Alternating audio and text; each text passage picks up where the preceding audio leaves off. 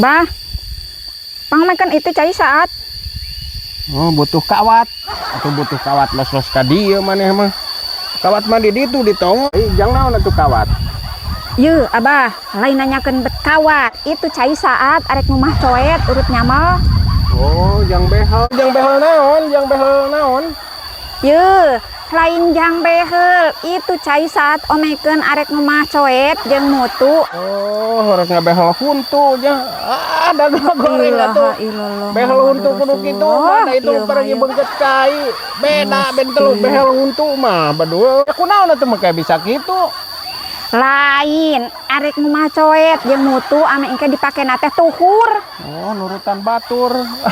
Batur mah da lain ku kawat kitu bedul rek di behel mah. Behel huntu mah.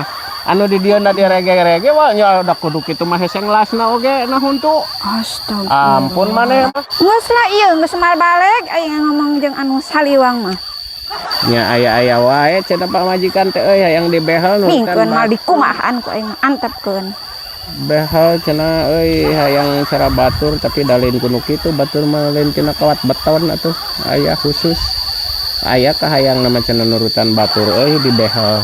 Kan hayang da lain kudu kitu behel mah lain ku kawat para ginalian aduk eta non coran.